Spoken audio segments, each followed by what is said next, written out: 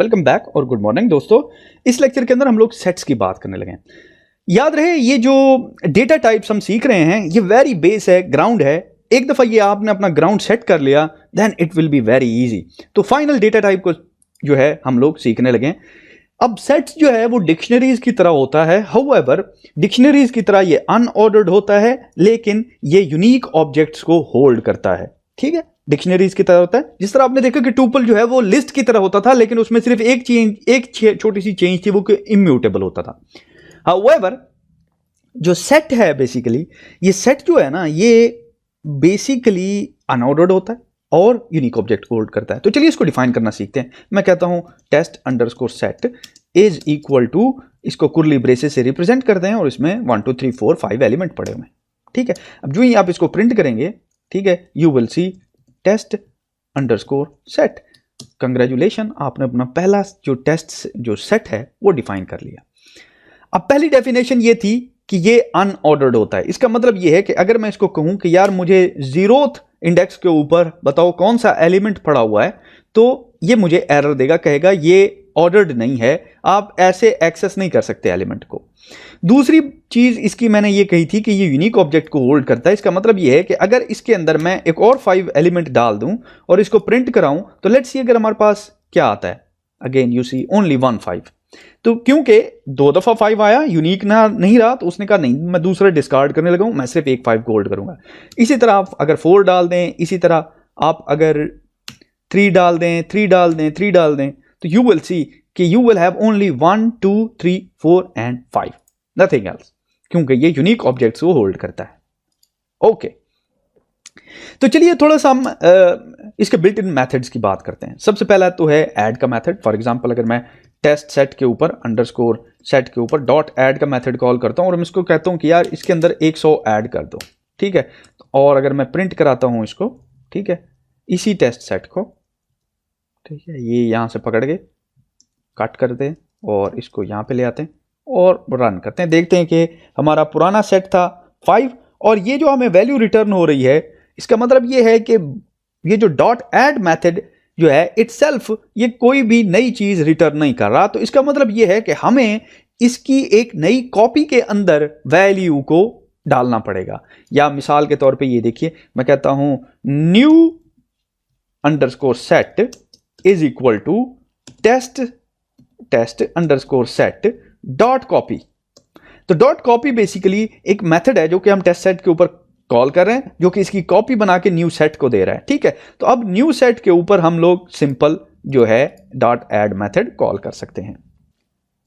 However again, क्योंकि बजाते खुद ये वैल्यू कोई चीज रिटर्न नहीं करती, ओरिजिनल वैल्यू के अंदर चेंज होती है, तो हमें वैल्यू देखने के लिए ओरिजिनल वैल्यू को शो कराना पड़ेगा। इस केस में फॉर एग्जांपल मैं कॉपी को अभी डिसएंगेज करता हूं और टेस्ट सेट के अंदर क्योंकि चेंज आई थी, तो अब देखिए जरा मैं ऐड करने के बाद टेस्ट सेट को प्रिंट करता हूं, बल्कि ऊपर वाली स्टेटमेंट को नीचे ले आते हैं। ठीक है, ये देखिए कंट्रोल एक्स करके यहां पर डालता हूं एंड रन इट, तो यू विल सी के 100 जो है इसके अंदर ऐड हो गया हुआ है, क्योंकि ये बजाते खुद को वैल्यू रिटर्न नहीं हो रही। ठीक है, मैं इसको रिमूव कर देता हूं। अच्छा, क्योंकि 100 ऑलरेडी एग्जिस्ट नहीं करता था इसलिए ऐड हो गया हुआ। Let's see if I can add 5, run करते हैं, the 5 can not be added as you can see. ठीक है, ओके। अब क्योंकि सेट्स की बात चल पड़ी है, तो आपने अपने स्कूल में जो सेट्स की थ्योरी पढ़ी होगी, सेट थ्योरी, जिसमें आप फॉर एग्जांपल अगर आपके पास ये एक सेट ए है और ये सेट लेट्स से बी है, ठीक है, तो आप दोनों सेट्स का क्या कर सकते थे, यूनियन ले सकते थे, समथिंग लाइक दैट। ठीक है, और 2 सेट्स का इंटरसेक्शन ले सकते थे, ठीक है, और 2 सेट का डिफरेंस ले सकते थे। तो चलिए हम इस तरह करते हैं कि सेट के ऊपर जो 3 बेसिक ऑपरेशंस होते हैं वो हम देख लेते हैं। सबसे पहले हम देखते हैं जी यूनियन। मिसाल के तौर पे ये देखिए, ये एक टेस्ट सेट है, मैं इसको कह देता हूँ टेस्ट सेट 1, और इसी तरह एक और टेस्ट सेट क्रिएट करते हैं और इसको मैं टेस्ट सेट कह देता हूँ 2। ठीक है, और इसके अंदर जो वैल्यूज हैं, लेट्स से मैं कह देता हूँ 9 8 7 एंड दैट्स इट, और 1 2 3, just for the sake of simplicity. So 2 हमारे पास टेस्ट सेट हो गए। सबसे पहला हम ये काम कर सकते हैं कि मैं टेस्ट अंडरस्कोर सेट 1 का यूनियन ले सकता हूं, UNION यूनियन ले सकता हूं विद टेस्ट सेट 2। अब यूनियन में होता यह है कि 2 सेट मिलते हैं लेकिन उनके अंदर कोई जो कॉमन एलिमेंट होते हैं यानी कि वो रिडंडेंट नहीं होते, वो रिपीट नहीं होते। मिसाल के तौर पे ये देखिए, मैं इसमें कह रहा हूं 9, अब 9 इसमें भी है इसमें भी है, तो ये जो यूनियन आएगा वो आएगा 1 2 3 9 8 7। ठीक है, तो जरा इसको मैं प्रिंट करा के आपको चेक करा लेता हूं। यहां पे आता हूं, प्रिंट PRINT, ठीक है, और ये देखिए ये प्रिंट हो गया, और इसको क्लोज करते हैं, एग्जीक्यूट किया, यू विल सी 9 जो है वो सिर्फ एक दफा रिपीट हुआ है, 2 दफा नहीं हुआ, क्योंकि 9 यानी कि इंटरसेक्शन हुआ, जो जो कॉमन एलिमेंट थे वो सिर्फ एक दफा रिपीट होंगे। मिसाल के तौर पे ये देखिए, मैं इसमें 7 ऐड करने लगा हूं और इसको रन करते हैं, you see the same result, union. इसके बाद है इंटरसेक्शन। अब यूनियन जिस तरह से ज्वाइन कर देता है, इंटरसेक्शन आपको सिर्फ वो वैल्यूज रिटर्न कराता है जो कि दोनों में कॉमन होती हैं। तो इंटरसेक्शन, ठीक है, और टेस्ट1 टेस्ट2 मैं इसको प्रिंट करता हूं, एज यू सी दोनों में कॉमन क्या है, सिर्फ 9 है। अगर मैं लेट्स से इसमें कह देता हूं 7, अब 7 भी कॉमन हो गया ना, अब मैं इसको रन करता हूं तो आपको वो सेट मिलेगा जो दोनों में कॉमन है, जो कि 9 और 7, ठीक है ना। तो बेसिकली अगर मैं वापस जाऊं अपनी डायग्राम के ऊपर, तो ये इंटरसेक्शन जो है आपको ये रीजन रिटर्न करा रहा है, ठीक है, ये सेट ए है ये बी है, दोनों के अंदर जो कॉमन वैल्यूज हैं वो रिटर्न करा रहा है। हाउएवर यूनियन जो है, जो ही आप दो सेट का यूनियन लेते हैं तो वो आपको, ये देखिए, दो सेट का यूनियन लेते हैं तो ये एरिया तो रिटर्न होता भी है, ये भी होता है एरिया रिटर्न, लेकिन जो इंटरसेक्शन वाला होता है वो यूनिकली रिटर्न होता है, ठीक है, उसमें सिर्फ जो है वो as a single region return होता है। आप यूं समझ लीजिए कि इंटरसेक्शन इस तरीके से होता है, ठीक है, ये लाइनें खत्म हो जाती हैं, यूनिकली जो है वो सेट रिटर्न होता है। अच्छा, इसके बाद हमारे पास है डिफरेंस।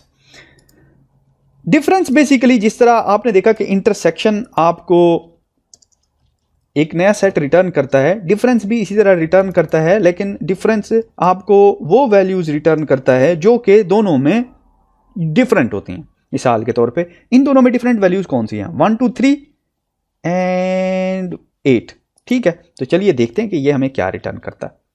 मैं रन करता हूं टेस्ट1 टेस्ट2, एज यू कैन गेस 1 2 3 8 इसलिए नहीं रिटर्न हुआ कि 8 बेसिकली सेट 1 में एग्जिस्ट ही नहीं करता।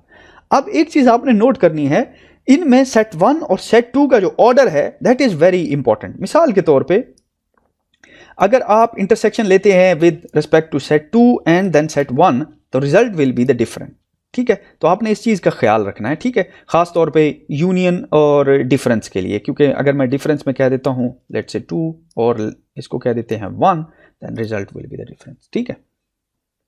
Now it's 8, as you see अब जो है 1 2 3 नहीं है। Okay, so congratulations guys, you have done the data structure completely. Give yourself a big tap.